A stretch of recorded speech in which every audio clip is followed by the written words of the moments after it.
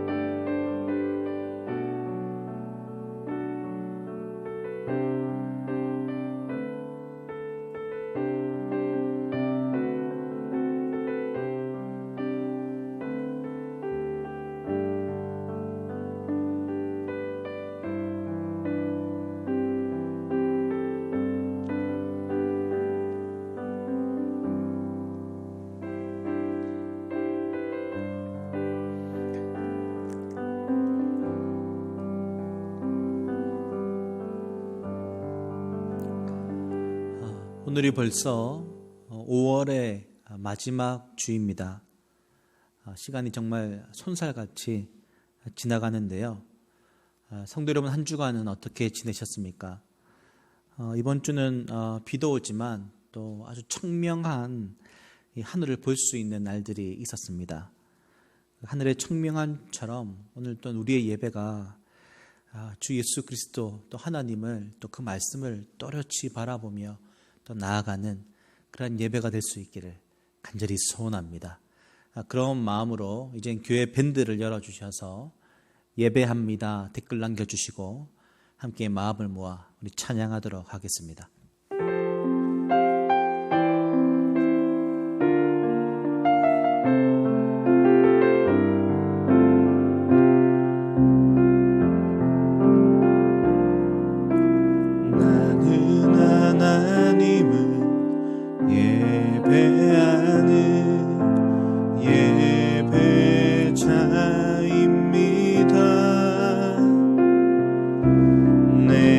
서 있는 곳 어디서나 하나님을 예배합니다.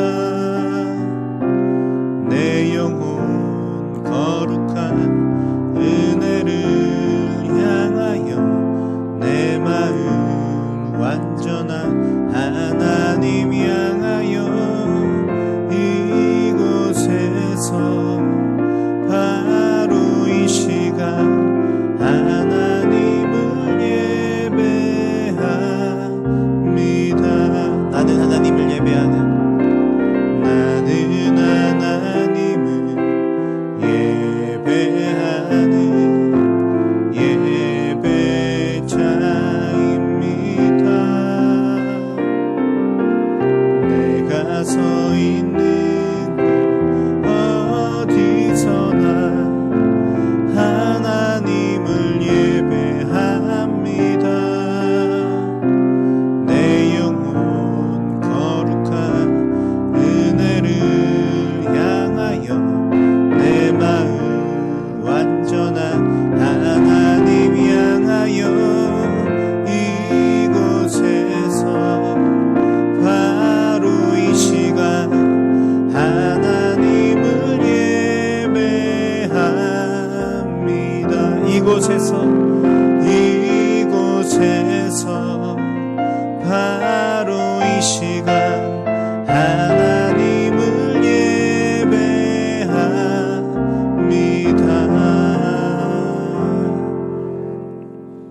이 시간은 감사의 나눔 시간입니다.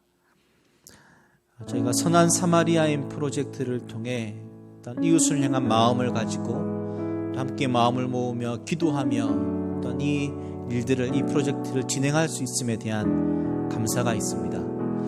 그리고 매주 함께 저희들이 모든 교인들이 다 함께 모일 수는 없지만 교회에서 함께 모여 또한 예배하며 또한 성도들이 온라인으로 또한 이 자리에 함께 예배하며 나갈 수 있음에 감사가 있습니다. 그리고 어려움 속에서도 함께 이 시간 우리가 매 순간 하나님이 하신 일에 대한 그 감사의 고백을 드릴 수 있다는 것이 얼마나 감사한 줄 모릅니다. 성도 여러분, 한 주간 동안 어떠한 감사가 있으셨습니까? 그 감사의 고백을 이 시간 우리 자녀들과 또 우리 가족들과 그리고 홀로 이 예배를 드리시는 분들은 하나님께 그 감사의 고백을 함께 올려보았으면 좋겠습니다. 함께 이 시간 감사의 고백을 드려볼까요?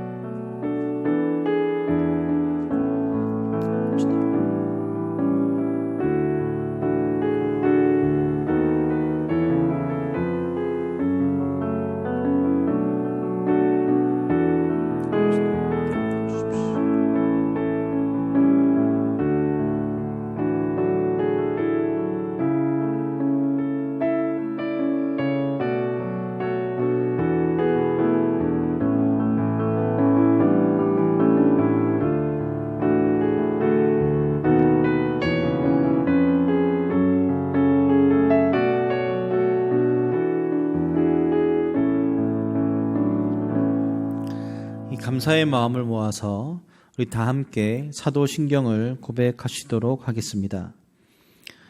나는 전능하신 아버지 하나님, 천지의 창조주를 믿습니다. 나는 그의 유일하신 아들, 우리 주 예수 그리스도를 믿습니다. 그는 성령으로 잉태되어 동정녀 마리아에게서 나시고 본디오 빌라도에게 고난을 받아 십자가에 못 박혀 죽으시고 장사된 지 사흘 만에 죽은 자 가운데서 다시 살아나셨으며 하늘에 오르시어 전능하신 아버지 하나님 우편에 앉아 계시다가 거기로부터 살아있는 자와 죽은 자를 심판하러 오십니다. 나는 성령을 믿으며 거룩한 공교회와 성도의 교제와 죄를 용서받는 것과 몸의 부활과 영생을 믿습니다. 아멘.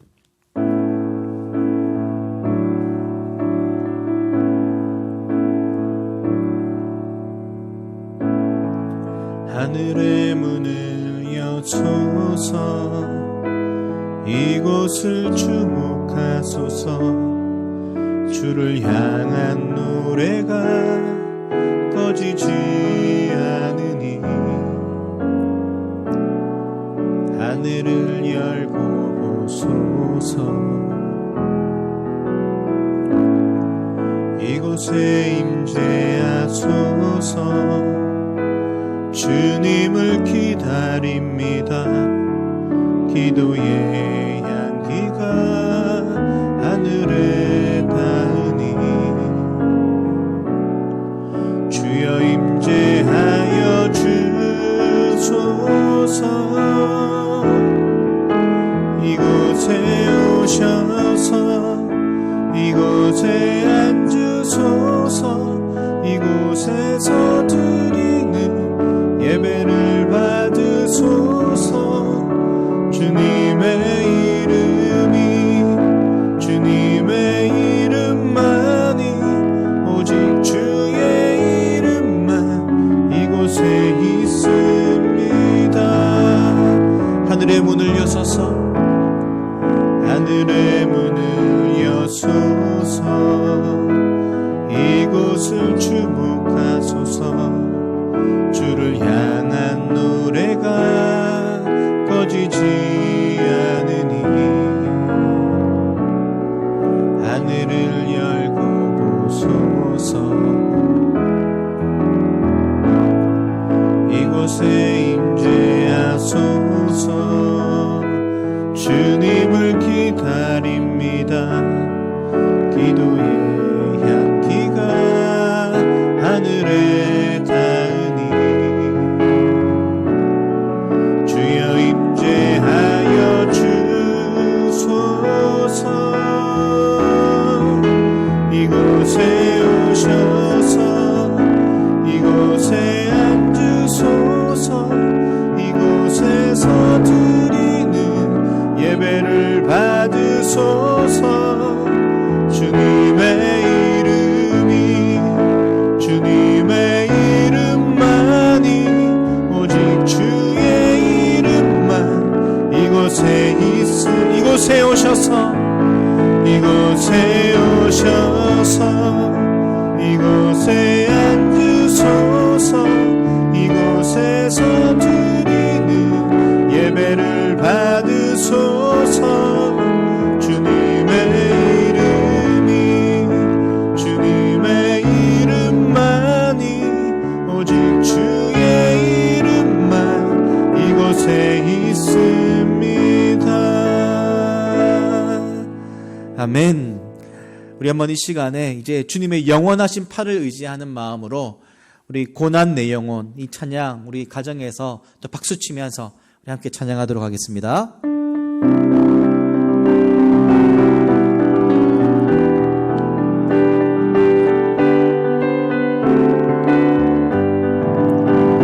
고난 내 영혼 편히 쉴 곳과 풍랑 잃어도 안전한 폭풍까지도 다스리시는 주의 영원한 팔 의지해 주의 영원하신 팔 함께하사 항상 나를 붙드시니 어느 곳에 가든지 요동하지 않으니 주의 팔을 의지함이라. 세상 친구들 나를 버려도 예수를 함께 동행함으로 주의 은혜가 충만하리니 주의 영원한 팔 의지해 주의 영원하신 팔 함께하사 항상 나를 붙드시니 어느 곳에 가든지 요동하지 않으니 주의 팔을 의지함이라. 나의 믿음이 연약해져도 미리 예비한 힘을 주시며 위태할 때도 안보하시는 주의 영원한 팔 의지해 주의 영원하신 팔 함께하사 항상 나를 붙드시니 어느 곳에 가든지 요동하지 않음은 주의 팔을 의지함이 능치 못한 것 주께 없으니 나의 인생을 주께 맡기면 나의 모든 짐 대신 지시는 주의 영원한 팔 의지해 주의 영원하신 팔 함께하사 항상 나를 붙드시니 어느 곳에 가든지 요동하지 않으니 주의 팔을 의지하 주의 영원하신 팔 함께하사 항상 나를 붙드시니 어느 곳에 가든지 요동하지 않으니 주의 팔을 의지함이라. 아멘. 우리 이제 마지막 찬양을 함께 할 텐데요. 우리를 지으시고 또 우리를 부르신 그 하나님의 놀라운 은혜, 그 은혜를 이 시간 마음을 담아 이렇게 좀 고백해 보았으면 좋겠습니다.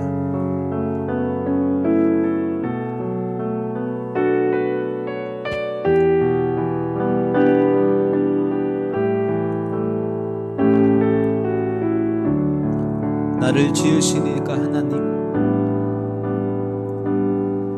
나를 지으시니가 하나님 나를 부르시니가 하나님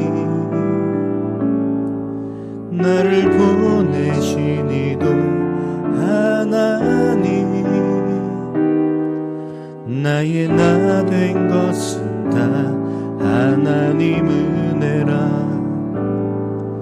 나의 달려갈 길 다가도록 나의 마지막 호흡 다하도록 나로 그 십자가 품게 하시니 나의 나 된 것은 다 하나님 은혜라. 한량없는 은혜 갚을 길 없는 은혜 내 삶을 애워싸는 하나님의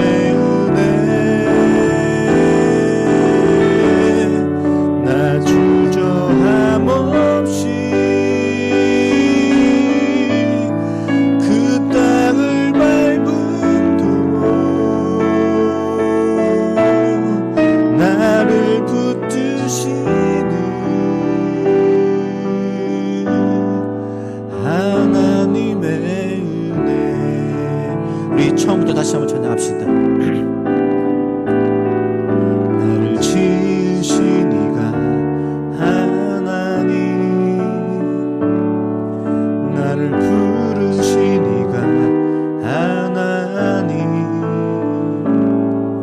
나를 보내시니도 하나님 나의 나 된 것은 다 하나님 은혜라. 나의 달려갈 길 다가도록 나의 마지막 호흡 다하도록 나로 그 십자가 품게 하시니 나의 나 된 것은 다 하나님 은혜라. 한량없는 은혜 갚을 길 없는 은혜 내 삶을 애워싸는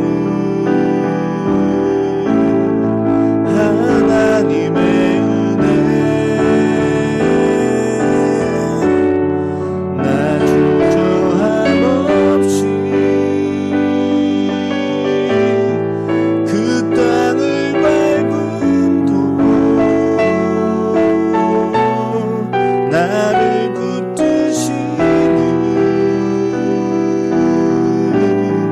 하나님의 은혜. 한량없는 은혜 한량없는 은혜 갚을 길 없는 은혜 내 삶을 애워싸는 하나님의 은혜 나 주저함 없이 그 땅을 밟음도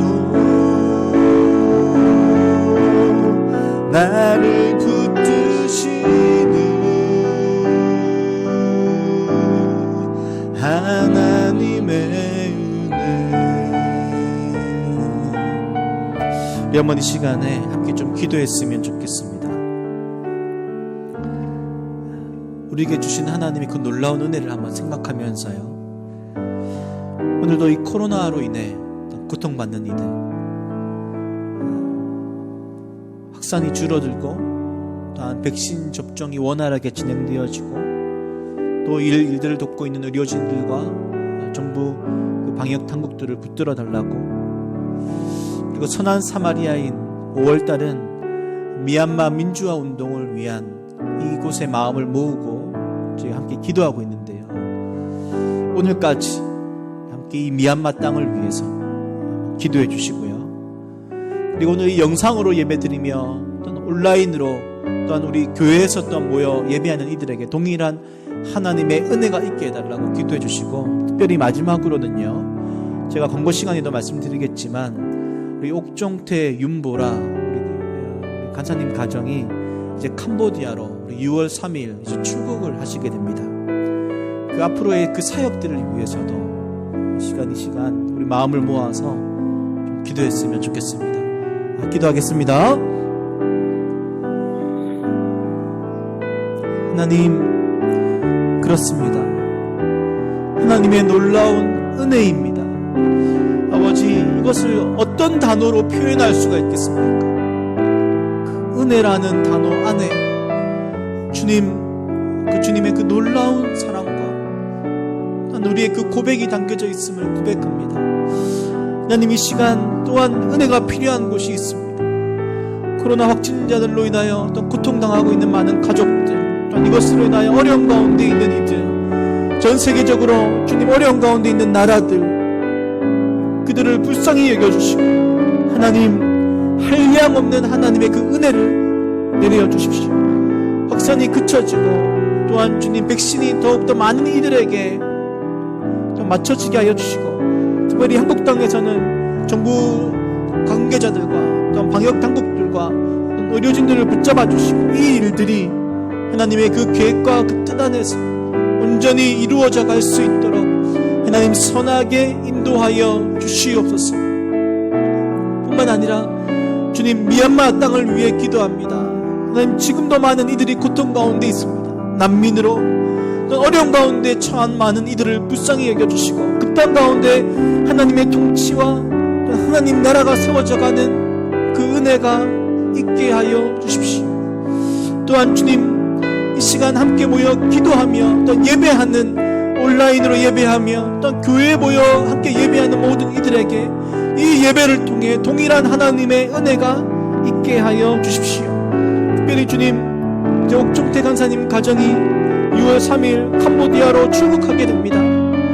받은 사랑을 힘입어 다시 이제 더 많은 이들에게 그 사랑을 나누어 주기 위해 가는데, 그들의 발걸음, 그들의 사역 가운데 그들의 마음을 지켜주시고, 그곳에서 만나는 사람들과 많은 이들을 붙잡아 주시고, 하나님의 그 은혜가 이 가정을 통해 흘러갈 수 있도록 주님 역사하여 주시옵소서.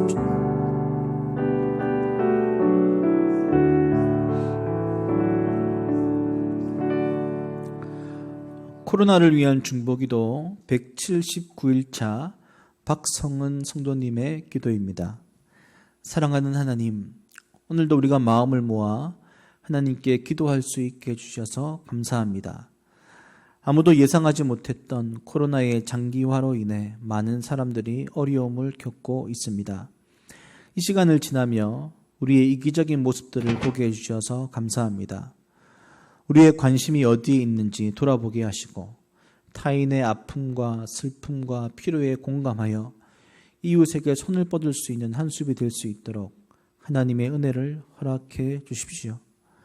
우리의 연약함에 집중하지 않고 우리 하나님께 소망을 두고 하나님 나라를 꿈꾸게 해주십시오. 백신 접종이 순적하게 진행되어 속히 모두가 일상으로 돌아갈 수 있기를 간절히 기도합니다. 우리가 함께 모여 예배하지 못하지만 허락하신 삶의 자리에서 하나님을 예배하는 예배자 되기를 기도합니다. 오늘도 우리의 삶이 하나님께 기쁨이 되기를 바라며 감사를 드리며 예수님의 이름으로 기도합니다. 아멘.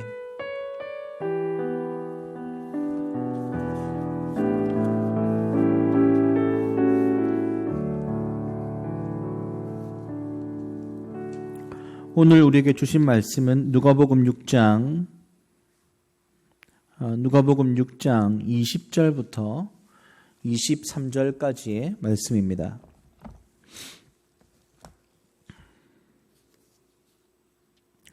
누가복음 6장 20절부터 23절까지의 말씀을 우리 함께 읽도록 하겠습니다. 누가복음 6장 20절부터 23절까지의 말씀입니다. 읽겠습니다. 예수께서 눈을 들어 제자들을 보시고 이르시되 너희 가난한 자는 복이 있나니 하나님의 나라가 너희 것이며 지금 줄인 자는 복이 있나니 너희가 배부름을 얻을 것이며 지금 우는 자는 복이 있나니 너희가 웃을 것이며 인자로 말미암아 사람들이 너희를 미워하며 멀리하고 욕하고 너희 이름을 악하다 하여 버릴 때에는 너희에게 복이 있도다. 그날에 기뻐하고 뛰놀라. 하늘에서 너희 상이 큼이라. 그들의 조상들이 선지자들에게 이와 같이 하였느니라. 아멘. 오늘 예수님의 말씀 10번째 상급에 관하여 라는 제목으로 목사님 말씀 증거해 주시겠습니다.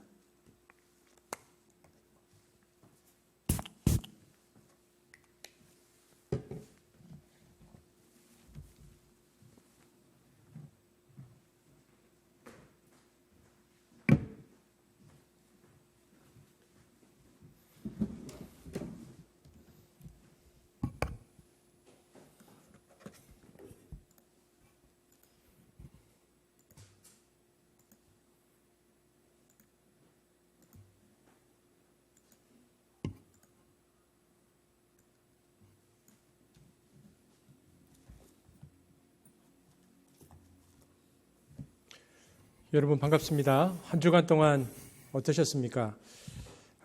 여러분이 한 주간 동안 살아냈던 그 자리가 또 여러분의 삶의 지성소입니다.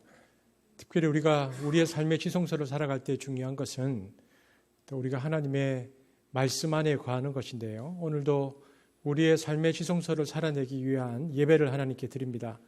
오늘 영상으로 예배를 드리는 분들 그리고 또 직접 또 교회 와서 예배를 드리는 모든 분들에게 삶을 살아가는 힘의 예배가 되기를 축복합니다. 제가 기도하고 말씀 전하겠습니다.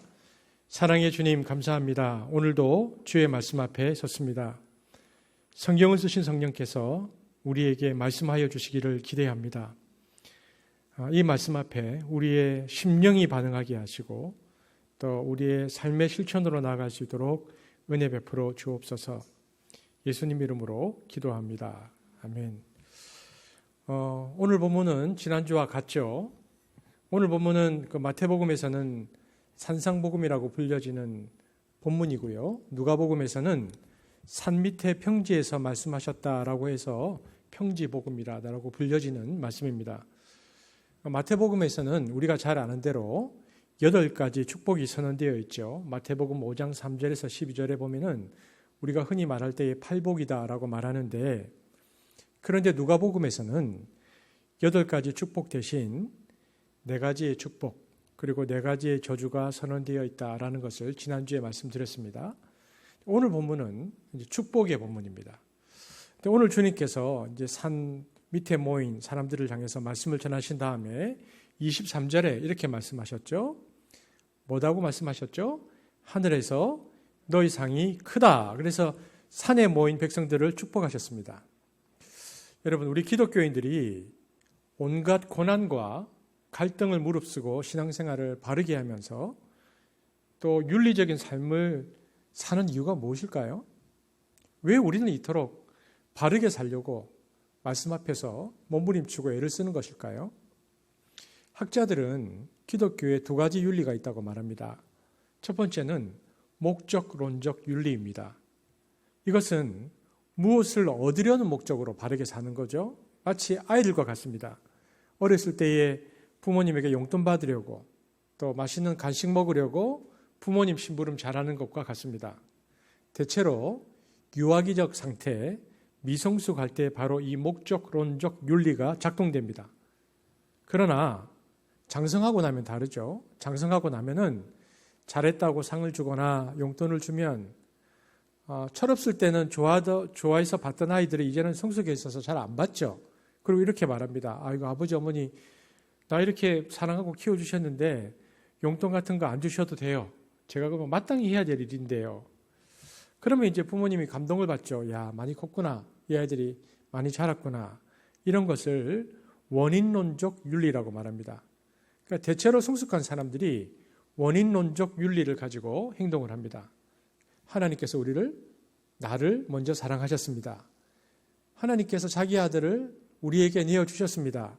그리고 우리를 위해서 희생하셨습니다. 그래서 그 사랑에 감격해서 마땅히 내가 하나님을 사랑하고 하나님을 사랑한다는 표현으로 내가 그분을 따라야지 이렇게 생각하고 사는 것이 기독교인의 윤리적인 삶이라는 것입니다. 성숙한 그리스도인들은 그러므로 마땅히 원인론적 윤리로 살아갑니다. 그런데 그럼에도 불구하고 주님은 오늘 상급 이야기를 꺼내셨습니다. 하늘에서 너희 상급이 크다 이렇게 말씀하셨죠. 그럼 왜 이처럼 우리들에게 마땅히 주님의 말씀을 따라서 상급이 없어도 주님 뜻을 따라서 살아야 할 우리들에게 상급 이야기를 꺼내셨을까? 우리가 이 이유를 살펴볼 필요가 있습니다. 왜 주님께서는 상급 이야기를 꺼내셨는가? 첫 번째는요, 성경 전체를 보면은 상급 이야기를 꺼내셨을 때는 주로 격려하고 특별히 성숙시키기 위해서 상급 이야기를 꺼내십니다. 유아기에 있는 아이들에게 그가 올바른 삶을 살도록 상급을 주고 칭찬해주면은 바르게 사는 것처럼 그리스도인들도요, 거듭난 이후에는 육체적인 나이는 많이 먹었지만 마치 유아기의 어린아이와 같다고 볼 수 있습니다. 거듭났기 때문에. 왜냐하면 여전히 사고방식이 세속적이고 또 성숙하게 스스로 그리스도인적인 윤리적인 삶을 사는 부분이 약할 수 있거든요. 그래서 하나님께서는 바르게 사는 것을 격려하기 위해서 상급 이야기를 하시는 부분이 있는 것입니다. 즉 신앙 성숙을 위해서 또 격려하기 위해서 하나님께서 상급 이야기를 하십니다. 그러나 그것만으로는 설명이 잘 안 됩니다. 왜냐하면 사도 바울처럼 성숙한 사람이 상급 이야기를 꺼냈어요. 사도 바울이 상급을 위해서 자신이 헌신한다고 살아간다고 이야기를 하고 있거든요. 빌립보서 3장 13절에서 14절 한번 같이 읽어보겠습니다. 시작. 형제들아 나는 아직 내가 잡은 줄로 여기지 아니하고 오직 한 일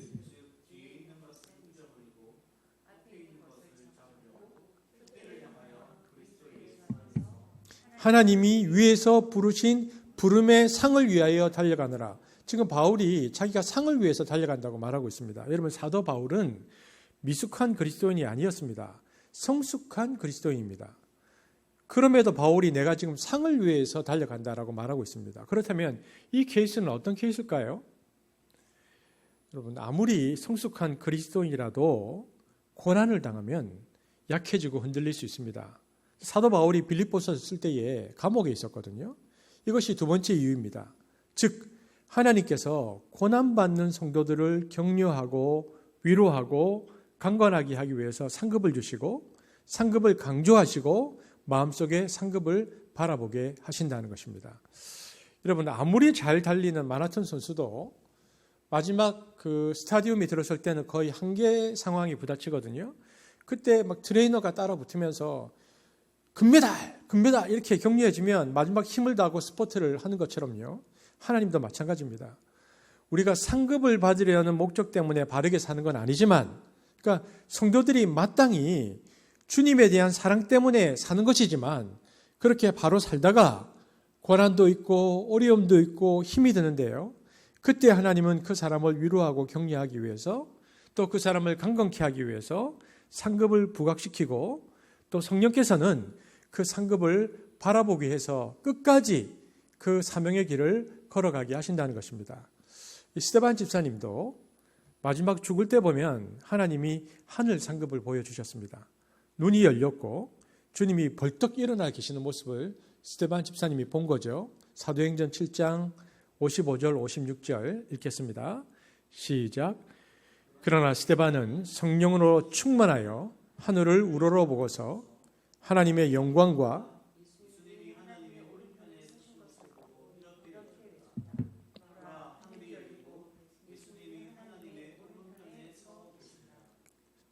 그래서 그 주님을 바라보고 마지막 순교의 고난을 이겨내면서 영광스러운 질주를 마지막까지 하는 모습을 보게 되어집니다. 그러므로 우리가 두 가지를 먼저 정돈해야 되는데요. 성경 전체를 보면 왜 하나님께서 상급 이야기를 하시는가? 주로 격려하고 어린 성도들을 특별히 성숙시키기 위해서 상급 이야기를 하신다. 두 번째는 하나님께서 특별히 고난받는 성도들을 위로하고 또 강건케 하기 위해서 상급을 주시고 상급을 강조하시고 마음속에 상급을 바라보게 하신다. 먼저 우리가 이것을 기억해야 합니다. 여러분 신약 성경에 상급이란 말이요, 총 29번 나옵니다. 가장 많이 쓰신 분이 누굴까요? 예수님. 그 다음 많이 쓰신 분이 누굴까요? 사도 바울입니다. 그러면은 사도 바울이 왜 이렇게 초대교회 성도들에게 상급 이야기를 강조했을까? 그것은 초대교회 성도들은 고난 중에 있는 성도들이었기 때문에 그렇습니다. 초대교회 성도들은 고난이 많았습니다. 한번 볼까요? 사도 바울이 그래서 초대교회 성도들 향해서 뭐라고 말하는지 고린도전서 3장 8절 시작. 심는 이와 물 주는 이가 일반이나 각각 자기의 일하는 대로 자기의 상을 받으리라. 고린도전서 3장 14절 시작. 만일 누구든지 그 위에 세운 공력이 그대로 있으면 상을 받고, 이게 무슨 얘기냐면요, 만일 누구든지 그 위에 세운 공력이 그대로 있으면 상을 받고, 계속 그 공력, 하나님의 말씀과 또 하나님과 함께하는 그 삶이 무너지지 않도록, 그 공력이 무너지지 않도록 계속 격려하고 있습니다. 그런데 15절에 보면 읽겠습니다. 시작. 누구든지 공력이 불타면 해를 받으리니 그러나 자기는 구원을 얻되 불 가운데서 얻는 것 같으니라. 그래서 사도 바울이 계속 힘을 내라고 상 얘기를 하면서 격려하고 있죠. 또 예수님께서는 이렇게 말씀하셨습니다. 원수에게, 당신은 로마죠, 로마의 지배에 있는 팔레스타인의 유대인들에게 이 고난받는 성도들을 향하여 예수님은 누가복음 6장 35절에서 이렇게 얘기했습니다. 함께 읽겠습니다. 시작. 그러나 너희는 너희 원수를 사랑하고 좋게 대하여 주고 또 아무것도 바라지 말고 구워 주어라. 그리하면 너희는 큰 상을 받을 것이요. 너무 괴롭히니까, 그들이 너무 힘든데 예수님께서 원수에 대해서 사랑을 이야기하면서 그렇게 하면 네 상이 크다, 이렇게 격려하셨습니다. 그러므로 사도 바울과 예수님의 모든 가르침을 보면 고난 중에 강건하게 격려하기 위해서 상급을 강조하고 있는 측면이 있다는 것을 알 수 있죠. 따라서 이 상급이라는 것이 우리가 무엇을 얻기 위하여 또 상급을 목표로 해서 바르게 살려고 하는 그런 유아기적 동기로만 하나님이 사용하지 않았고요, 성숙시키기 위해서, 특별히 고난을 견디게 하기 위해서 상급을 강조하셨다라는 것을 우리가 볼 수 있습니다. 여러분, 이 목적론적 윤리와 이 원인론적 윤리, 그러면 우리가 추구해야 할 윤리의 출발은 뭡니까? 우리가 추구해야 할 윤리의 출발은 이 목적론적 윤리에 있다 할지라도 원인론적 윤리로 나아가는 성숙함이 우리에게 필요하다는 것입니다. 그러니까 우리 그리스도인이 이 원인론적 윤리를 가지고 산다면, 그렇다면 우리에게는 도대체 어떤 원인이 작동해서 우리를 움직이게 할 것인가? 그리스도인에게 있어서 원인론적 윤리는 무엇인가? 주님을 위해서 바르게 살게 하는 이 원인론적 윤리의 가장 중심은 무엇인가 하는 것이죠. 그게 바로 사랑입니다. 사랑 때문에 우리가 움직이는 것이죠. 주님이 나를 사랑하셨다는 것, 사랑이 동기가 되어서 사랑에 대한 고백으로 우리가 순종하며 사는 것입니다. 그러므로 성도들의 선행에 대해서 하나님이 사실 상급을 주시지 않아도 되죠. 상급이 없어도 마땅히 그 사랑 때문에 주님을 따라, 발자취를 따라서 우리가 사는 것입니다. 이것이 우리를 움직이게 하는 우리의 윤리의 동기이죠. 그런데도 하나님은 좀 상급을 약속해 주셨습니다. 그렇다면은 우리는 이 상급의 성격을 어떻게 규정해야 하는가 하는 것이죠. 우리가 마땅히 해야 하는데도 그 일에 대해서 상급이라고 말씀하셨다면은 우리는 이 상급을 뭐라고 규정해야 하는가? 상급의 성격을 가장 잘 말한 사람이 그 로이드 존즈 목사님입니다. 로이드 존즈 목사님은 산상보훈 설교에서 상급에 관한 주석을 하면서 이런 표현을 쓰셨습니다. 상급은 은혜 위에 은혜다, 이렇게 정돈했습니다. 상급은 은혜 위에 은혜다. 은혜 위에 은혜, 두 가지 은혜가 나오잖아요. 그러면 첫 번째 은혜가 뭡니까? 이 앞에서 은혜는 뭘까요? 조건 없이 구원받은 것이 은혜입니다. 은혜죠. 하나님이 무한히 우리를 먼저 사랑하셔서 은혜로 구원해 주셨다. 그러니까 그것이 첫 번째 은혜입니다. 그러니까 그냥 그 은혜에 감격해서 우리는 바로 살면 됩니다. 그런데도 우리를 더 잘 살게 하려고, 더 강하게, 더 바로 살게 하려고 격려 차원에서 상급을 더하게 하셨거든요. 그러니까 이 상급은 뭡니까? 은혜 위에 은혜라는 것입니다. 그런데 사람들은 이 상급에 대해서 대하는 태도에 관해서 쉽게 어떻게 생각하냐면, 구원은 은혜로 받고 상급은 우리의 노력 혹은 행위로 받는다고 생각하는 겁니다.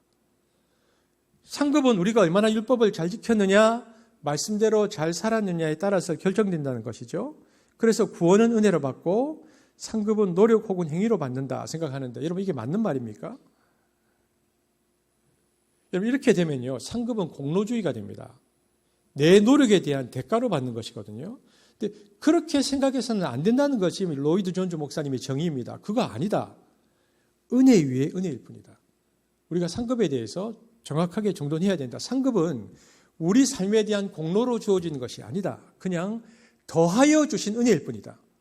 그러니까 우리가 상급을 바라볼 때에도 오직 마음의 자세는 내가 노력한 것에 따라서 마땅히 이것을 보상으로 받겠다 이런 태도가 아니고 오직 은혜입니다. 안 주셔도 되는데 왜 주십니까? 은혜도 감사한데 그 위에 또 은혜를 주십니까? 이런 자세로 상급을 받아야 된다는 것입니다. 그것이 상급에 대한 상급을 대하는 우리의 자세와 태도이겠죠. 그러나 율법주의자들은 항상 공로를 강조합니다. 그거 아니다. 사실 모든 종교가 공로를 매우 강조하죠. 그런데 여러분 공로를 강조하는 종교는요. 윤리로 따지면요. 매우 쉬운 윤리입니다. 공로를 강조해서 너의 그 행위가 내세에 영향을 미친다고 말합니다. 어디입니까? 불교이죠. 그러니까 네가 지금 이렇게 공로를 쌓으면 너의 다음 생애에 영향을 미친다. 윤회 사상입니다. 여러분 캐톨릭도 공로를 강조합니다. 그래서 본인의 공로에 의해서 죽음 후에 내세의 단계가 결정된다고 보는 거죠. 그리고 그 중간 단계에 뭐를 만드냐 하면 연옥을 만듭니다. 캐톨릭 윤리는 굉장히 쉬운 윤리입니다. 왜냐하면 현실과 금방 타협한 윤리입니다. 연옥이라는 것이 성경이 없지만 이런 생각을 사람들이 하게 됩니다. 누구나 하는데요. 아니 죽은 다음에 모든 사람이 똑같이 천국에 가나? 열심히 산 사람도 있고 열심히 안 산 사람도 있고 그냥 엉망진창으로 신앙생활한 사람도 있고 성자처럼 신앙생활한 사람도 있는데 똑같이 천국에 가나? 그러니까 우리 입장에서는 그게 굉장히 불합리해 보이고요. 이해가 잘 안 가죠. 이런 인간의 의문에 대해서 캐톨릭이 정돈을 너무 잘한 겁니다. 이게 현실과 타협한 것인데요. 그래서 연옥설이 나왔습니다. 그러니까 죽은 다음에 중간 단계가 있는데 수많은 층이 있는 거죠. 1층, 2층, 3층, 4층, 5층. 그래서 층을 쭉 만들어 놓고는 그래서 이 층을 통해서 현재에 우리가 어떻게 살았는가에 따라서 연옥에서의 층이 있는데 그 층이 결정난다라고 말하는 것입니다. 그래서 이 공로설이 무엇과 연결되는가 하면 본인 공로만이 아니고 죽은 후에 자손들의 공로에 의해서 단계가 올라갈 수 있다. 그러니까 가장 나쁜 지옥에서 높은 곳으로 올라가고 또는 지옥에서 천국으로도 갈 수 있다. 그래서 캐톨릭은 죽은 자를 위한 기도가 있습니다. 여러분 죽은 자를 위한 미사가 있어요. 죽은 자들을 위한 예배를 드립니다. 근데 왜 캐톨릭이 죽은 자들을 위한 예배를 드릴 때 이 예배는 한국이나 그 동양의 제사와 맞아떨어진 데가 있어서 캐톨릭은 제사에 대해서 그렇게 많이 반대하지 않습니다. 그러니까 죽은 자를 위해서 여러분이 무엇인가를 하면 그것이 죽은 자의 지금 상태에 영향력을 미친다 이렇게 얘기하는 거거든요. 이게 굉장히 설득력이 있습니다. 그렇지 않습니까? 이게 천국이 눈에 보이지도 않는데 그리고 앞으로 그 사람들이 어떻게 되는지도 모르는데 지금 너희들이 어떻게 하는 거에 따라서 거기에 영향을 미친다 그러면 사람들이 움직이게 하는 동력이 되는 것입니다. 그리고 이것이 돈하고 연결되면요. 기가 막힌 일이 됩니다. 죽은 자를 위해서 그 이름으로 연보를 하면 그래서 돈이 딸랑하고 연보기에 떨어지는 순간에 연옥에 있던 영혼이 천국에 간다. 이것이 면죄부를 팔았을 때 마틴 루터 앞에서 테첼이라는 수사가 했던 설교 내용입니다.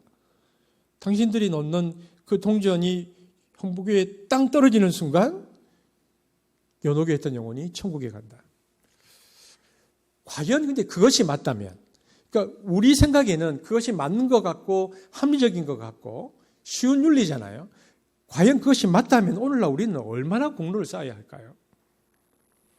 노력과 공로가 나의 내세에 영향을 미칠 뿐 아니라 만약에 먼저 간 자식이나 부모님에게 영향을 미친다면 우리는 여기서 어떻게 살게 될까요? 너무 궁금하잖아요.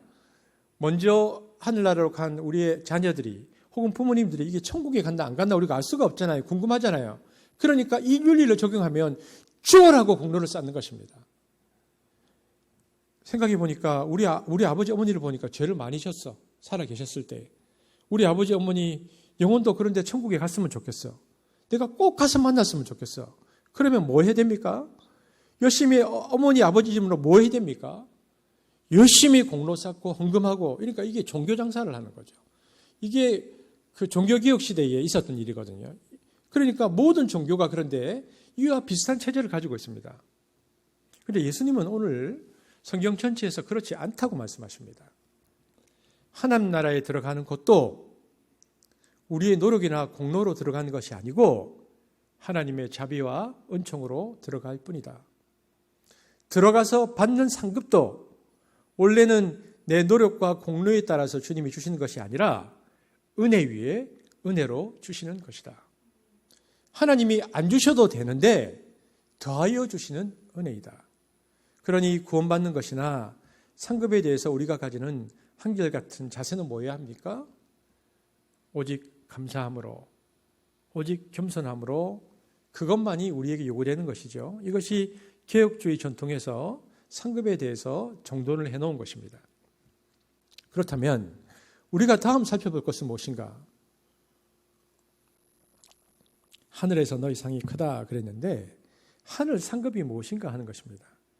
여러분, 하늘에서 받을 상이 뭘까요?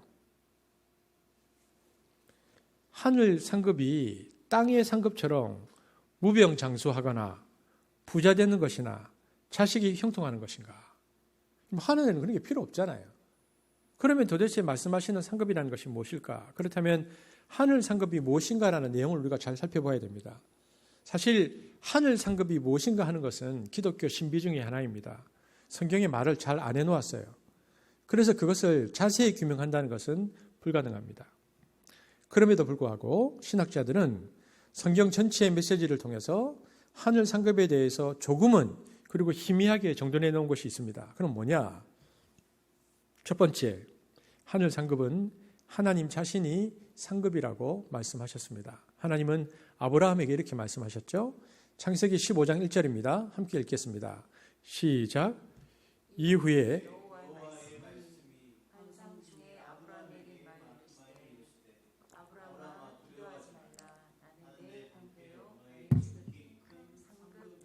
하나님 자신이 아브라함에게 그리고 우리에게 가장 큰 상이라고 말씀하셨습니다. 여러분, 무슨 뜻일까요? 하나님이 나의 가장 큰 상이다. 여러분, 이게 무슨 뜻일까요? 하나님은 이 이야기를 아브라함이 하시거든요. 아브라함을 밖으로 데리고 나가십니다. 내가 너의 큰 상이다. 그리고는 아브라함에게 뭐라고 하셨는가? 15장 5절 읽겠습니다. 시작. 그를 이끌고 밖으로 나가 이르시되 하늘을 우러러 무뼈를 셀 수 있나 보라. 또 그에게 이르시되 내 자손이 이와 같으리라. 여러분, 이게 지금부터 4,000년 전 있었던 일입니다. 지금부터 4,000년 전에 해발 800m가 넘는 헤브론 들판에서 밤하늘을 바라보고 있는 아브라함을 여러분 한번 상상해 보십시오. 하나님 손에 이끌려서. 아브라함이 이 밤 하늘을 바라보았을 때에 얼마나 많은 별들이 빛나고 있었을까요? 오늘날과 같이 도시의 불빛도 없고 먼지도 없고 매연도 없고 소금도 없고 또 미세먼지도 없습니다. 대기는 청정하고요. 어두운 밤하늘에 보이는 것이라고는 그 끝을 알 수 없는 은하계와 영롱하게 빛나는 수많은 별들과 신비로운 빛을 내며 떨어지는 별똥별 뿐입니다. 아브라함이 그렇게 눈앞에 펼쳐진 밤 하늘의 신비로운 장엄함을 보면서 이 모든 것의 주인이신 하나님에 대한 무한한 경외감에 사로잡혔을 때에 하나님께서 아브라함에게 부드럽게 이렇게 말씀하십니다. 15장 5절에 네가 셀 수 있거든 저 별들을 세어보아라. 사실 하나님은 밤하늘을 가리키면서 아브라함에게 간단하게 이렇게 말하실 수도 있습니다. 그냥 봤지? 네 후손이 그렇게 많아질 거다. 이렇게 말하실 수 있습니다. 그런데 그렇게 하지 않으셨다는 것입니다. 네가 셀 수 있거든 저 별을 세어보아라. 하나님은 그렇게 세어보라고 말씀하시면서 아브라함에게 어떤 시간을 주고 있는데요. 밤하늘의 별을 헤어보라는 말은 긴 시간을 쳐다보라는 의미로 쓰여졌습니다. 그렇게 함으로 미래의 그의 후손이 얼마나 많아질 것인가를 그가 직접 느끼도록 하시는 거죠. 그러니까 딱 보고 내가 너에게 그만큼 많이 주겠다.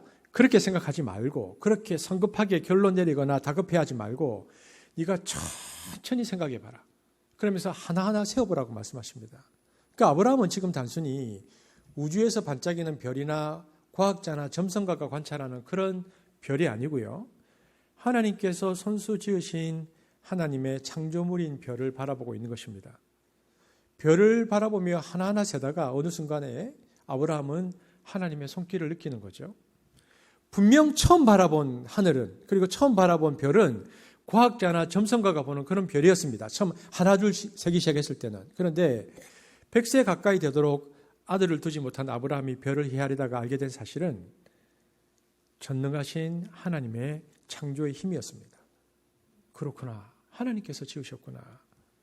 이 아브라함과 같은 심정에 있었던 시인이 있었습니다. 시편 8편 3절 4절 함께 읽겠습니다. 시작. 주 손가락으로 만드신 주의 하늘과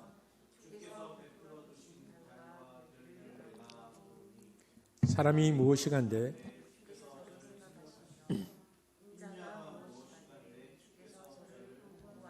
오늘 이 시편 기자가 보니까 시인도 아브라함과 똑같아요. 시인은 하늘을 보고 또 달과 별들을 보면서 하나님의 깊고 깊은 사랑을 느낍니다. 영의 눈이 열리니까 무심히 있는 밤하늘의 달과 별들조차도 하나님의 사랑을 증언해 주는 것으로 보인다라고 쓰고 있는 것이죠. 그때 시인과 아브라함이 느꼈던 감정은 여러분 어떤 것일까요?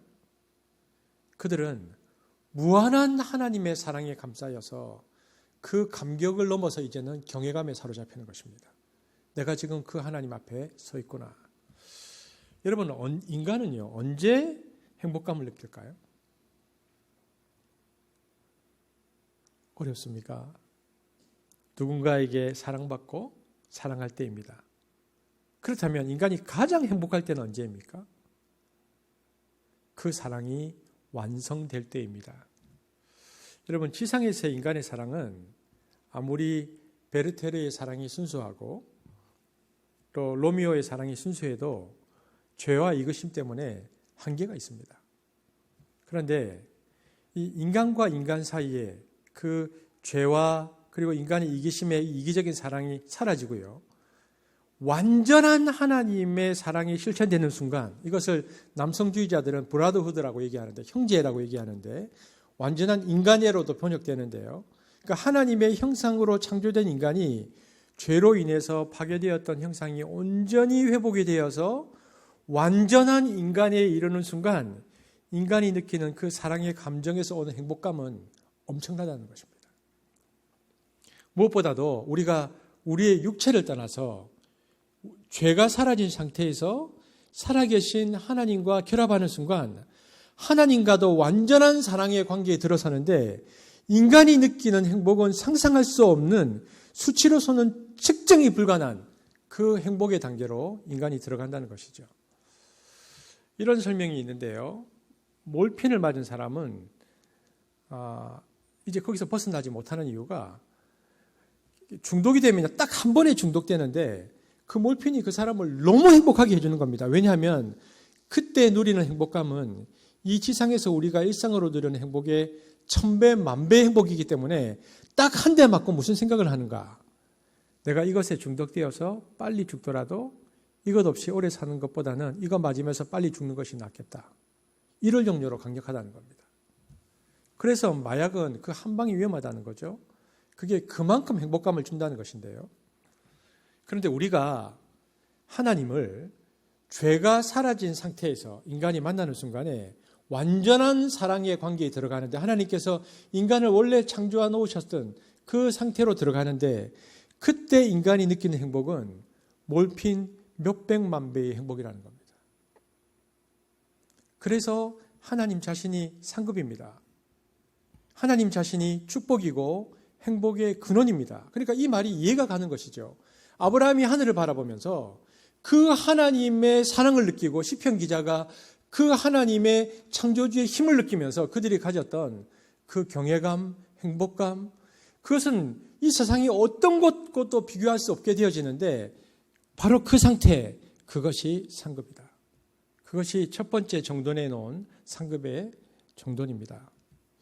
자, 두 번째는 어떤 것인가? 둘째로는 여러분, 죄가 이제 완전히 사라진 상태에서 인간이 완전한 인간애로 가득 차면서, 그러니까 영적인 차원이나 심령적 차원만 그런 게 아니고 인간이 어떻게 되냐면요, 몸도 변하거든요.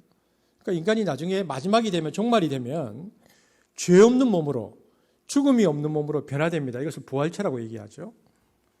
예수님이 부활하신 그 몸의 형태로 우리도 변화되는데 우리 몸이 물질적인 변화를 한다는 겁니다. 우리 몸이.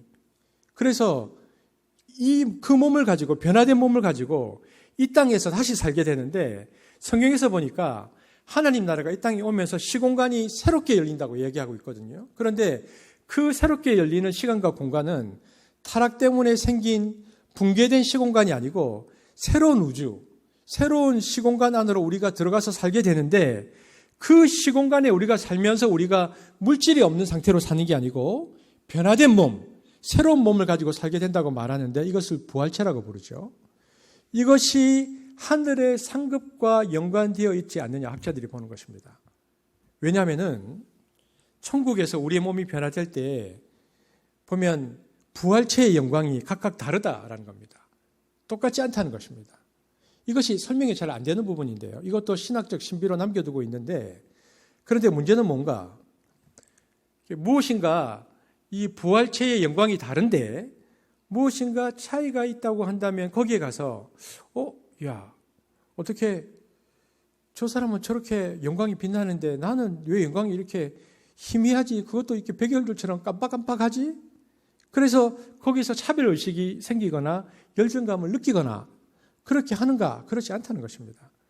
그래서 천국에 대한 재미있는 표현은요, 차이는 있지만 차별은 없다라는 표현이 있습니다.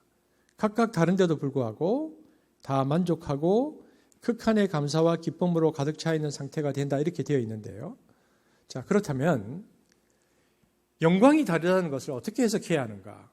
차이가 있다면 도대체 무슨 차이가 있다는 얘기인가? 우리가 그것을 봐야 되죠. 이것에 관해 신학자들이 주목하는 부분들은 요한계시록입니다. 요한계시록은 상징인데요, 문자적으로는 해석이 안 되죠. 그러나 암시하는 바가 있습니다. 요한계시록에 보면 하늘의 상태가 어떻게 되어 있는가? 어린 양의 보좌, 그러니까 하나님의 보좌가 우주의 중심에 있습니다. 하나님 나라의 중심에 있는데 거기에 가까이 가 있는 사람들이 층이 있는 겁니다. 제일 가까이는 누가 있죠? 하나님 보좌에서 제일 가까운 사람 12사도. 그 다음 누가 있죠? 24장로. 그 다음들은 누가 있죠? 그 다음에 순교자들. 그 다음에 누가 있습니까?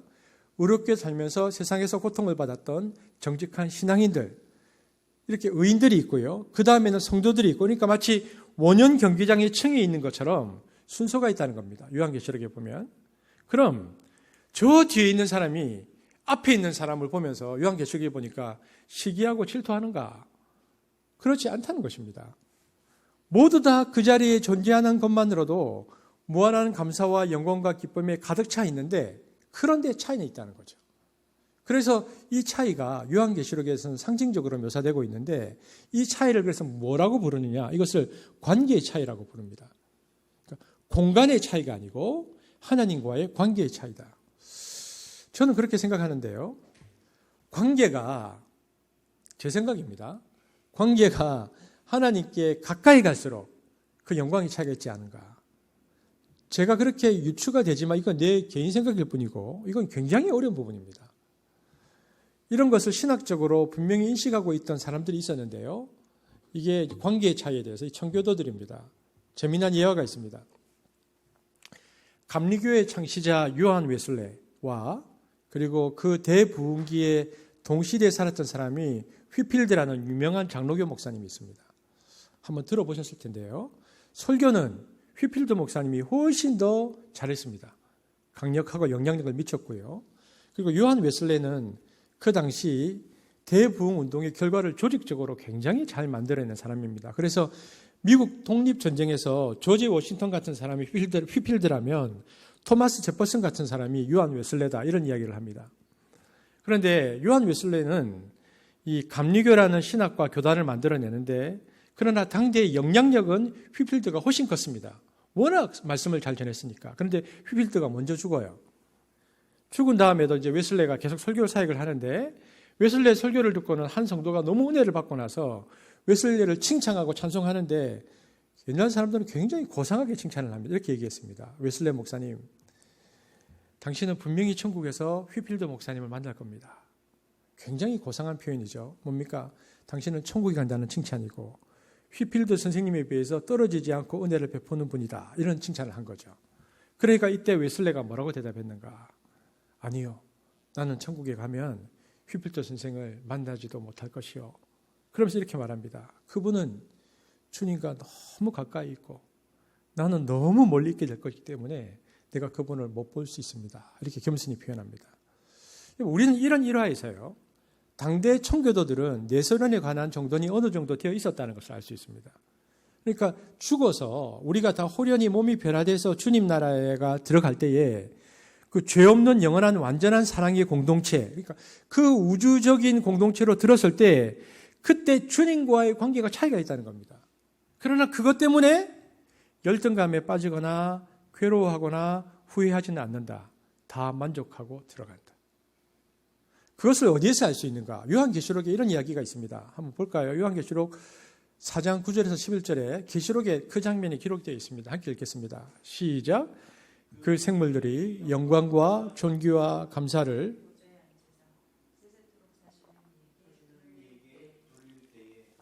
24장로들이 보좌에 앉으신 이 앞에 엎드려 세세토록 사시는 이에게 경배하고 자기의 면류관을 보좌 앞에 던지며 가로되 우리 주 하나님이여 영광과 존귀와 능력을 받으시는 것이 합당하오니 주께서 만물을 지으신지라 만물이 주의 뜻대로 있었고 또 지으심을 바랐나이다 하더라. 이게 무슨 얘기입니까?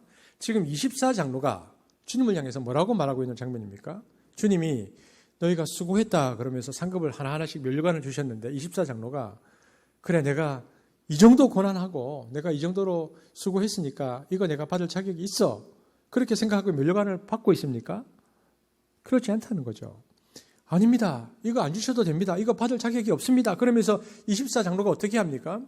면류관을 벗어서 주님께 도로 돌려드린다. 이렇게 나와 있습니다. 그러면 여기에서 멸관으로 상징되는 상급에 대한 그리스도인의 태도가 보입니다. 그리스도인은 상급을 받기 위해서 애쓴 것이 아니고 하나님이 우리에게 격려와 위로로 은혜 위에 은혜로 상급을 주셨는데 주어도 이것 안 주셔도 되는 것이고 받을 수가 없는 것입니다 하면서 감사함으로 하나님께 반응하고 표현하는 것이지 그것을 공로주의, 보상주의적인 태도로 받는 것이 아니다는 것을 알 수 있죠. 그리고 24장로가 이렇게 말하는 장면이 있습니까? 그런데 우리는 왜 저 사도들보다 뒤에 있습니까? 우리 사도들은 왜 우리 앞에 있습니까? 라고 이런 이야기를 안 한다는 겁니다. 다들 자기 자리에서 만족하고 감사하고 어쩔 줄 모르고 행복해한다는 거죠. 저와 여러분은 천국 가면 어느 쯤에 있을까요? 혹시 앞자리에서 저를 못 찾더라도 당황하지 마시고 뒤에서 저를 한번 찾아보시기 바랍니다. 그러면 맨 끝에 가다 문제가 없습니다. 여러분 갈등하지 마세요. 어떤 분은 나 예수 믿는 동안에 술, 담배 못 끊었는데 천국 갈까? 아니에요. 천국에는 술, 담배 못 끊는 사람들 다 갑니다. 예수님을 믿고 하나님의 은혜로 죄사함을 받고 다 갑니다. 다만 천국에도 기견실이 있을 거다. 담배 피우면 되겠지 않을까? 근데 항상 담배 피우는 곳은 화장실 옆이라는 걸 기억하시고 변두리에 있지 않을까? 하지만 걱정은 하지 마십시오. 우리가 간다. 이렇게 생각해야지. 그러니까 상급이 무엇일까 할 때에 상급은 하나님 자신이다. 두 번째, 부활체다. 왜냐하면 우리가 그것으로 반응하고 살게 되는데 우리가 그것을 느끼니까 영광의 차이가 있다. 이것은 하나님과의 관계의 차이를 의미하는 것을 유추할 수 있죠. 이것도 유치고 신비한 것입니다. 자, 그러면 우리가 이런 생각을 해봅시다. 이것은 죽어서 주님 나라가 임했을 때의 상급이잖아요. 하나님을 보는 것이고 우리가 부활체로. 그러면 현세에는 없는가? 상급이. 여러분, 현세에 우리가 누리는 축복 중에 하나가 하늘의 상급으로 표현된 부분이 있습니다. 어디입니까? 시편 127편 3절 한번 보겠습니다. 시작.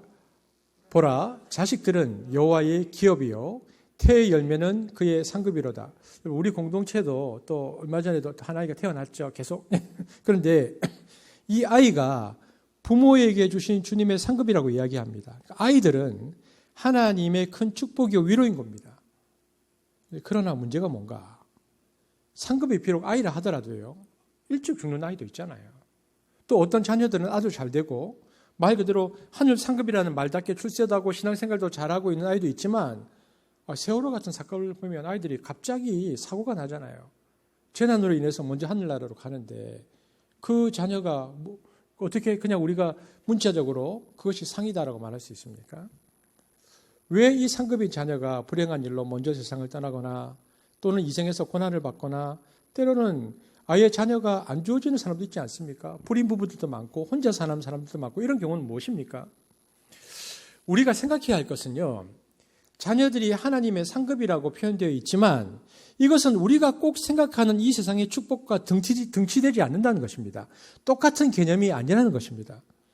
그러므로 우리가 이 상급에 대해서 가져야 할 새로운 인식이 필요하는데, 이거는 이제 만들어낸 용어인데, 여러분 이런 말 있죠.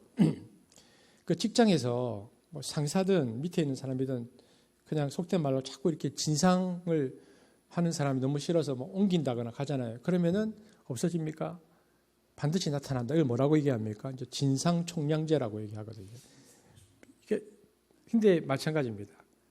상급 총량제, 축복 총량제로 이해하면 좋을 것 같아요. 이게 성경적 용어는 아닙니다. 뭐냐면은 이 땅에서 예수 믿으면서 하나님이 주신 축복을 누린 부분이 많으면 많을수록 하늘에서는 상급이 좀 적지 않을까. 대신 이 땅에서 예수님 때문에 고난도 많고 환난도 많고 어려움이 많은 사람들은 오히려 하늘나라에서는 상급이 더 크지 않을까. 그래서 하나님의 축복은 이 땅에서 받는 것만으로 측량해서는 안 된다는 겁니다. 하늘에 있는 상급과 이 땅에 있는 상급이 한꺼번에 총량제로 생각하는 인식이 우리에게 필요하다라는 거죠. 저는 이렇게 생각합니다. 이걸 어떻게 알 수 있냐면 한 구절이 있어요. 성경에. 사도 바울이 굉장히 묘한 말을 했습니다. 고린도전서 9장 18절에 사도 바울이 이런 표현을 썼어요. 한번 보겠습니다. 시작. 그런즉 내 상이 무엇이냐? 내가 복음을 전할 때에 값없이 전하고 복음으로 말미암아 내게 있는 권리를 다 쓰지 아니하는 이것이로다. 사도 바울이 내 상이 뭐냐 하면 내게 있는 권리를 다 안 쓴 거다. 현대인의 성경으로도 있습니까? 현대인의 성경 한번 읽어보겠습니다. 시작. 그렇다면 내가 받을 보수는 무엇입니까?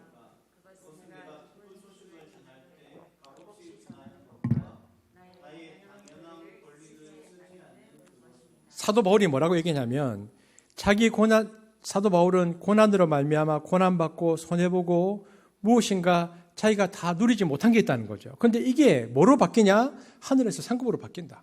이렇게 얘기하는 거죠. 그러니까 이 땅에서 다 누리면 하늘에서 상급이 없는데 이 땅에서 내가 그것을 고난받고 힘들었지만 다 누리지 못했을 때 그것이 하늘에서 상급으로 바뀔 수 있다라는 얘기를 하는 거죠. 제가 그래서 이게 이제 목사님들끼리 서로 비교하고 싶지는 않고요. 교황하고 손양원 목사님 두 분 중에서 누가 하늘 상급이 클까요? 또 지금 있는 이 교종 프란체스코는 그래도 소박하고 검소하게 산 사람이라서 뭐 하늘 상급을 하면 다른 교황보다 많을 수 있을 것 같은데, 이전 15세기 맥락에서 교황들은 너무 사치스럽고 너무 권력자들이 많았거든요. 그런데 손양원 목사님 같은 분은 순천지방에 가면 안 믿는 사람들이 뭐라고 부르냐면 예수 믿어서 왕재수 붙은 집안이라고 저주받았다고 손가락질하는 집안입니다. 손양원 목사님이. 왜냐하면 아들 둘 죽었거든요. 얘기하지만 동인이 동신이 아들이 죽고요. 그리고 본인도 죽었어요. 본인도 순교당하죠. 또 평생 나한 자를 돌보다가 그렇게 착한 일을 했는데도 아주 비참한 집안이 되었어요. 그럼 자손들이 잘 돼야 되잖아요. 근데 또 그렇지도 않아요. 제가 그 손양원 목사님 조카 그 집사님과 찬양팀을 같이 했었는데요. 자손들이 아주 잘 돼야 될 것 같잖아요. 그런데 또 그렇지도 않았어요. 근데 지금 평가가 좀 달라졌어요. 한동안은 그랬어요. 똑같이 예수 믿고 살았는데 이 땅에서의 모든 호사와 좋은 것, 소위 축복이라는 것을 다 누린 사람하고 손 목사님처럼 그리고 순교를 당한 사람들이 천국에 갔을 때 상급은 다를 수밖에 없겠죠. 이 상급이 그런데 우리가 정돈해야 되는 것은 우리의 노력이나 애씀에 대한 보상으로 주어진 것이 아니고 주님께서는 그 총량을 통해서 뭘 말씀하시려고 하냐면 하나님의 정의와 그분의 공평함을 드러내는 방식 중 하나가 더하여 주시는 은혜의 크기로 그것을 완성하신다는 것입니다. 그러니까 이것이 은혜의 표현이요 사랑의 표현이지만 동시에 하나님의 정의의 완성이라는 것입니다. 그러니까 상급은 하나님의 사랑과 정의가 어떻게 통합되는가를 보여주는 것이죠. 이런 측면에서 상급의 개념은 우리에게 굉장히 많은 것을 생각하게 합니다. 그러니까 이 땅에서의 상급과 천국에서의 상급의 그 모든 것을 합하여서 결국 천국에 있는 모든 사람들이 무엇을 고백하게 하냐면 그분은 정의로우신 분이시다. 그분은 공평하신 분이시다. 그러니까 지금까지 우리가 말씀드린 것을 한번 생각해 보면요. 하나님은 오직 은혜로 우리를 구원하셨다. 우리의 신앙과 노력과 애씀에 대해서 아무런 상급을 안 주셔도 되는데 은혜의 은혜로 상급을 더하여 주셨다. 따라서 구원과 상급은 우리의 노력과 공로의 대가가 아니다. 오직 하나님의 은혜로 주어진 것이다. 이게 이제 먼저 정의고요. 그래서 우리 성도들은 그래서 하늘 상급의 차이가 있다는 말씀에 대해서 오해해서 열등감을 느끼거나 비교 의식을 느낄 것이라고 예측할 필요가 없다는 거죠. 하늘 상급은 그 차이에 상관없이 모든 성도들이 오직 감사와 영광만 돌리는 데에 이르게 하는 것이다. 그럼에도 불구하고 이 상급에 관한 강조점과 그 영광의 차이점에 대해서 성경은 분명히 강조하고 있는데 왜냐하면 우리들은 미성숙한 신앙에서 성숙한 신앙으로 또 고난 중에서 더욱 온전하고 강건한 신앙으로 살아가게 하기 위해서는 은혜 위에 은혜로 그 상급이 강조되었다. 따라서 구원의 은총에도 우리는 오직 감사함으로 또 이처럼 우리를 격려하시는 상급의 은총에도 우리는 더욱 감사함으로 나가야 한다. 그래서 우리가 가져야 할 믿음을 히브리서 기자는 이렇게 말하죠. 히브리서 11장 6절에 이렇게 얘기합니다. 우리는 그래서 이 믿음을 가져야 된다는 것입니다. 시작. 믿음이 없이는 하나님을 기쁘시게 하지 못하나니 하나님께 나아가는 자는 반드시 그가 계신 것과 또한 그가 자기를 찾는 자들에게 상 주시는 이심을 믿어야 할지니라. 믿음이 없이는 하나님을 기쁘시게 하지 못하나니 하나님께 나아가는 자는 반드시 그가 계신 것과 또한 그가 자기를 찾는 자들에게 상 주시는 이심을 믿어야 하는데 이 믿음이 필요하다. 그러니까 진정한 믿음은 상급에 관한 믿음도 분명히 가지고 그 현세를 넘어가는 데 있다라고 히브리서 기자가 말하고 있습니다. 이 상급이 우리의 노력이나 애씀에 대한 보상으로 주어진 것이 아니고 주님께서는 그 정의와 공평함을 드러내는 방식 중 하나가 더하여 주시는 은혜의 크기로 완성된다. 그러니까 이것이 은혜의 표현이고 사랑의 표현이고 동시에 정의의 완성이라는 것입니다. 그러니까 상급은 하나님의 사랑과 정의가 통합되어 있죠. 그런데 우리는 너무나 현세적인 기독교인이 되어 있습니다.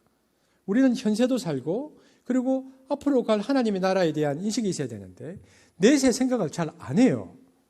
그래서 눈앞에서 누리는 축복만 축복으로 알고 내세에 가서는 쪽박을 차든 뭘 하든 상관없이 지금 잘 되는 게 중요한 겁니다. 이런 식의 사고를 가졌는데 이것이 얼마나 성경과 먼 현세적이고 기복주의적인 신앙인가를 우리가 돌아봐야 됩니다. 이 땅에 그 수많은 그리스도인들이 2000년 동안 예수님 때문에 고난받고 손해를 보았습니다. 그래도 그들이 흔들리지 않고 주님을 향하여서 자기의 양심과 신앙을 한결같이 지킬 수 있었던 이유는 그들은 히브리서 기자가 말했던 것처럼 하늘에 상급이 있다는 사실, 이것이 은혜이지만 동시에 하나님의 정의라는 사실, 사랑과 정의가 나의 삶 마지막에 하늘에서 완성된다는 것에 대한 신뢰와 믿음 때문에 하늘의 상을 바라보며 이 땅을 한결같이 감사함으로 지낼 수 있었다는 것입니다. 그러므로 저와 여러분의 신앙생활도 이처럼 옛 성도들처럼 한결같이 상 주시는 이이신 하나님을 바라보며 그 상이 무엇인지는 신비로 남아서 우리가 다 설명할 수 없지만 상은 하나님의 사랑과 정의의 완성으로 주어질 것이고 우리 모두는 감사, 감격, 만족하면서 최고의 기쁨을 우리가 누리게 될 것이라는 그 믿음을 가지고 우리가 고난과 고통 가운데 놓였다 할지라도 오늘 우리를 격려하고 위로하고 힘주시고 성숙시키기 위하여 주시는 그 하늘 상급의 말씀을 신뢰하고 하나님께 감사하며 나아가야 한다는 것입니다. 오늘 그렇게 감사하며 나아가는 한수 공동체가 되어지기를 주님의 이름으로 축복합니다. 기도하시겠습니다. 아버지 하나님, 오늘 아침에 현세의 축복에만 눈이 어두워져 있고 거기에만 초점이 맞춰져 있어서 그것만 크게 보여서 그것을 쫓기에 급한 삶을 사는 저희를, 또 그것의 크고 작음에 마음에 위축되기도 하고 우쭐대기도 하는 저희들을 이 시간에 깨우쳐 주시니 감사합니다. 이 세상에서 누리는 것과 하늘의 상급에 관하여 성경에서 가르치신 가르침을 바로 바라보면서 하늘의 영광을 사모하며 우리가 이 땅의 모든 현세적인 축복들과 어려움들을 초월해 나갈 수 있는 힘을 주시기를 기도합니다. 오늘 우리가 주님의 백성이라고 하면서 너무나도 세속적인 욕망에 호족되는 모습을 보이고 있는데 그것을 넘어설 수 있는 초월적인 힘, 믿음, 그리고 성령의 위로를 우리에게 허락하여 주옵소서. 옛 성도들이 그렇게 고난 중에서도 찬송을 불렀고 환난과 박해 중에서도 신앙과 양심과 믿음을 지킨 것을 우리가 계속하여 지켜나갈 수 있도록 주님 힘을 더하여 주옵소서. 이 모든 것을 우리 주 예수 그리스도의 이름으로 기도합니다. 아멘.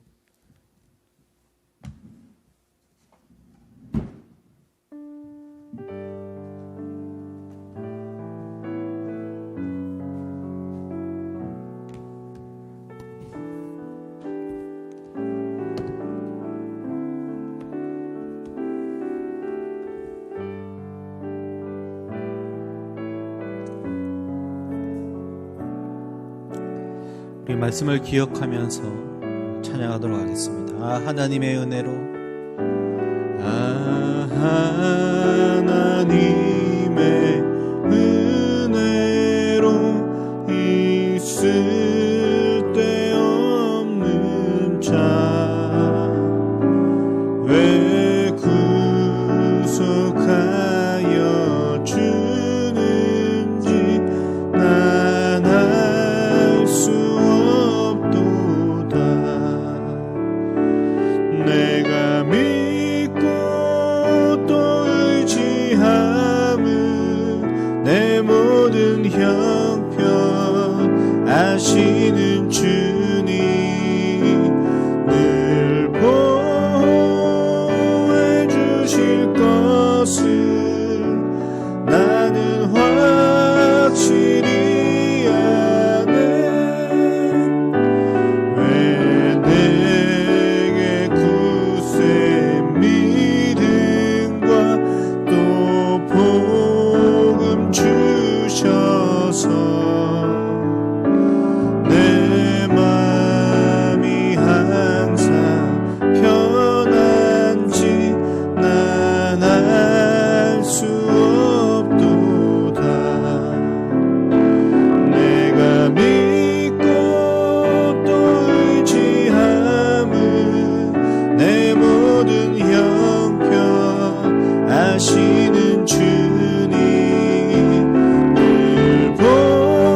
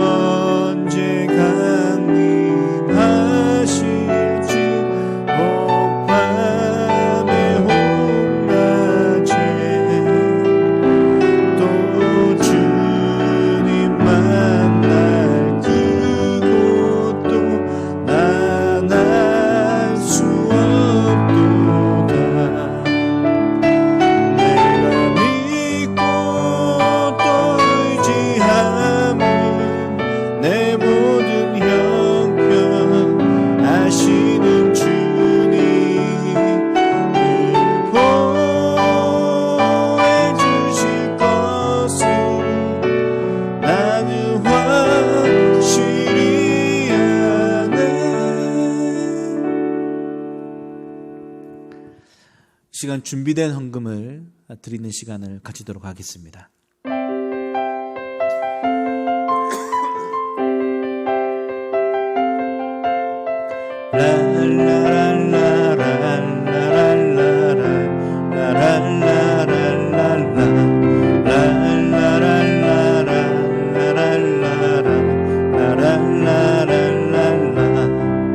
내게 있는 모든 것을 아낌없이 드리네. 세상 모든 것 다 변해도 변하지 않는 주의 사랑, 주의 크신 은혜 우리에게 주시고 저희로 날마다 찬송하게 하소서. 주께 드리네, 주께 드리네. 나의 젊음과 정성 다해서 주께 드리네, 주께 드리네. 나의 젊음과 정성 다해서 주께 드리네, 주께 드리네. 나의 젊음과 정성 다해서 주께 드리네, 주께 드리네.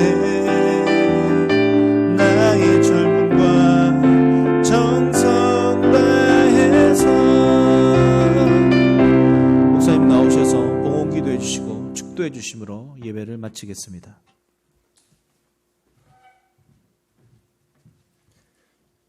하나님 감사합니다.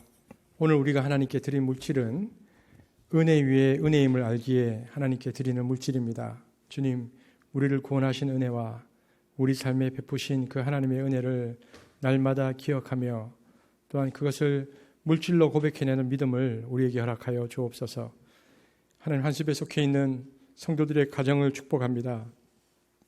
가정의 필요를 채우시고 오늘도 그 필요를 두고 하나님께 엎드려 기도하는 가정들이 있다면 주께서 그 물질의 필요를 만나와 메추라기와 때로는 형통한 길을 여셔서 하나님께서 채워주시기를 기도하고 간구합니다.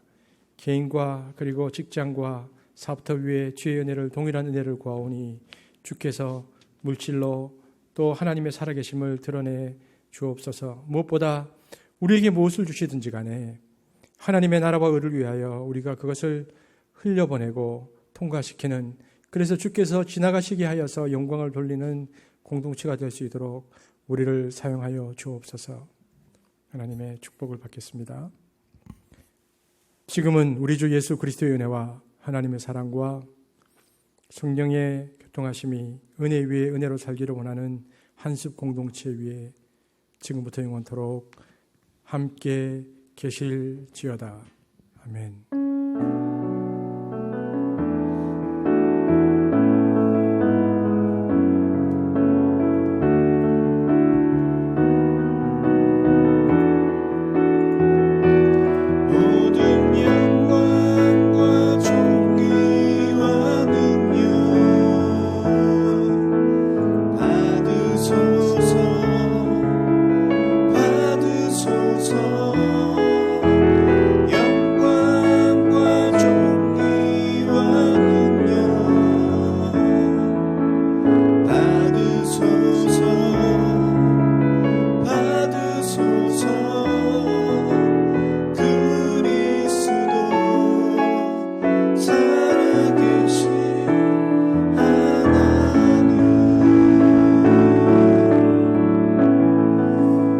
퀴즈를 내겠습니다. 중고등부 로이드 존주 목사님은 상급을 무엇이라고 표현했습니까? 설교 시간에 제가 여러 번 얘기했죠. 자, 우리 장년들을 위해서는 상급을 주시는 이유가 뭔가 두 가지라고 얘기했었습니다. 그래서 잘 생각해 보시면 두 가지가 생각이 나실 겁니다. 우리 김태형 목사님에게 또 보내주시면은 김태형 목사님이 좋은 선물 주실 겁니다. 김태형 목사님 상급을 주시겠네요. 나오시겠습니다. 네, 여러분의 보내주신 그 노력과 그 과정 뭐 이런 것이 아니라 은혜로 제가 드리도록 하겠습니다. 여러분, 먼저 이 시간에는 한 줄 말씀 쓰기 시간이죠. 네. 지난주에는 정현숙 집사님께서 이렇게 댓글을 올려주셨습니다. 사람의 위로가 아닌 하늘 위로를 소망하게 해주세요. 오늘 그런 말씀을 들으시면서는 또 어떤 단어, 또 어떤 문장, 또 어떤 문구, 또 어떤 메시지, 어떤 마음이 들었는지 여러분 댓글에 교회 밴드 댓글에 많이 동참해 주십시오. 함께 동참하는 것이 우리의 그 믿음의 고백이요, 또한 우리들의 또 마음입니다. 우리 한번 이 시간 잠깐 쓰는 시간을 가지도록 할까요?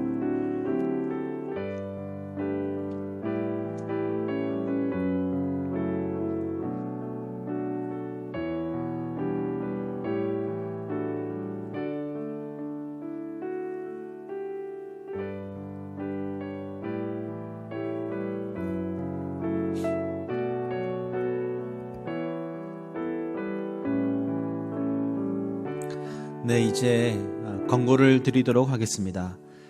먼저 첫 번째 광고는요, 그 선한 사마리아인 프로젝트 광고입니다.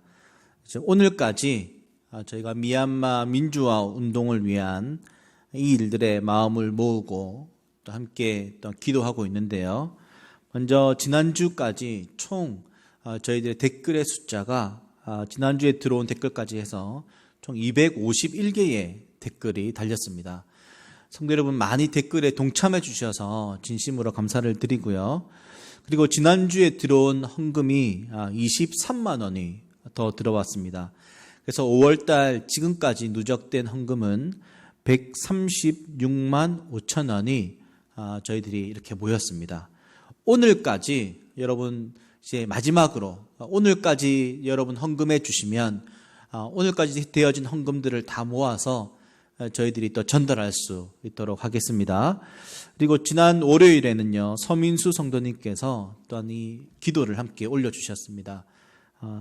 여러분 함께 기도에 동참해 주시고 아멘 댓글 남겨주시는 것 또한 여러분이 선한 사마리아인 프로젝트에 동참하는 것입니다.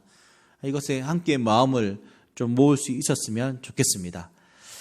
그리고 이제 마지막 광고를 드리도록 할 텐데요. 제가 잠깐 기도할 때도 언급을 해드렸 듯이 우리 옥종태 간사님과 또 윤보라 우리 성도님 우리 가정이 이제 6월 3일 캄보디아로 출국을 하게 됩니다. 지금까지 받은 사랑을 다시 전하러 이제 더 다른 이웃들에게 전하러 가게 되는 것인데요. 자세한 내용은 제가 이제 또 두 분을 함께 또 인터뷰를 했습니다. 그 내용을 함께 보시고 또한 여러분 많이 기도해 주시기를 바랍니다. 그러면 다음 주에 만나도록 하겠습니다. 여러분 안녕.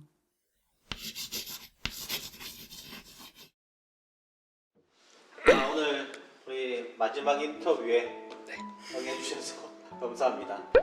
제가 이제 마지막 인터뷰라고 했는데 왜 마지막 인터뷰인지 계속 간단하게 좀 이야기해 주시죠. 아시는 분들은 아시겠지만 저희가 올해 초부터 계속 준비해 오던 것들이 있습니다. 이제 해외 파견 가는 일을 준비하고 있었는데 계속 미뤄져 오다가 이제 드디어 가게 되어서 마지막 인사를 드리게 되었습니다. 그러면은 가는 곳이 어디죠? 그러자면 캄보디아입니다. 아하. 그러면 여기서 우리 재미있는 대화에서 제가 질문하면 동시에 대답해야 되는 거예요. 캄보디아 어디에서 처음 만났다? 하나, 둘, 셋. 반티민제이. 오, 야, 반디민제이 어딘가요, 거기가? 저희가 일했던 지역입니다. 제가 알기로는 두 사람의 관계가 처음 만났을 때 관계가 뭐 어떻게 되셨었죠? 저는 파견 직원, 저는 자원부. 봉사자였습니다. 제가 2년 먼저 파견이 돼서 일을 하고 있어서 제가 캄보디아어도 잘하고 그리고 이제 지역도 잘 알기 때문에 소개를 해주는 이제 선배 같은 입장에서 그렇구나. 네. 선배를 꼬신 거네요. 그러면 선생과 제자 사이였네? 아니 직원과 자원봉사자 사이죠. 근데 이제 캄보디아로 이제 가게 됐는데 가게 되는 이제 NGO 단체나 그 이유에 대해서 또 간단하게 좀 말씀해 주시죠. 원래는 제가 굿네이버스라는 단체에서 이제 한국에서 뭐 아동학대 또 복지관 등에서 일을 해왔었는데 그 전에 해외에서 일하던 이런 일들이 저한테 더 소중한 것이었고 앞으로도 계속 하고 싶은 일이어서 이제 하트하트 재단이라는 곳으로 옮겨서 이제 캄보디아로 가게 되었습니다. 네. 네, 가서 이제 어떤 사역을 하게 되는지도 간단하게 좀 말씀해 주시죠. 제가 가게 되는 기관은 보건 의료 쪽에 특화되어 있는 NGO입니다. 그래서 그런 일들을 하게 되는데 캄보디아의 사망 원인 중에 70%를 차지하는 게 비전염성 질환이라고 하는 만성 질환들을 가진 사람들이 예를 들면 그게 뭐죠? 그게 이제 심혈관 질환이라든지 심근경색 뭐 이런 심혈관 질환이라든지 당뇨 이런 것들로 죽는 사람들이 약 70% 가까이가 그 질병으로 죽고 있습니다. 근데 우리나라는 뭐 약도 바로 먹을 수 있고 진료가 가능한데 캄보디아는 만성 질환보다는 전염성 질환, 뭐 말라리아라든지 댕기 이런 것에 더 특화되어서 치료가 되고 있기 때문에 이 질병에 대한 치료는 잘 하지 못하고 있습니다. 그래서 이런 질병을 치료할 수 있는 체계를 만들어주고 많은 사람들이 이것에 대한 인식을 가질 수 있도록 하는 일을 하려고 거기에 가게 됩니다. 하트하트 재단은 지구촌 이웃들의 생명을 보호하는 보건 사업과 아이들의 꿈을 지켜줄 교육 사업을 펼치고 있습니다. 단순히 수술과 치료를 제공하는 1차적 도움을 넘어 안과 병원과 위생시설을 구축하고 현지 보건의료 인력을 교육하는 등 안질환과 전염성 질환의 지속가능한 예방과 치료에 힘쓰고 있습니다. 그러면 이제 같이 가게 되는 이제 보라자면 어떤 마음이? 저희가 처음 만났을 때부터 했던 일이 이 일이기도 하고 이렇게 해외에서 저희가 이웃을 섬기는 일, 좀 가난하고 소외된 사람들을 돕는 일을 하고 싶어하는 마음이 같았기 때문에 저는 이 일을 하러 다시 가게 된다고 했을 때 굉장히 기뻤고 감사하고 또 저에게 그런 섬김의 자리가 있다는 것이 감사합니다. 아, 네, 감사하네요. 와, 혹시 말을 정말 잘하시네요. 그러네요. 잘하시네요. 이제 가는 날짜는 이제 저희가 정해졌잖아요. 네. 언제죠? 6월 3일 목요일입니다. 아하, 몇 시 비행기예요? 저녁 6시 반? 아마도 그럴 네. 것 같습니다. 야, 곧 이제 떠나게 되는데 그래도 이제 마지막으로 우리 한숲교회 성도분들에게 이야기를 좀 해주시죠.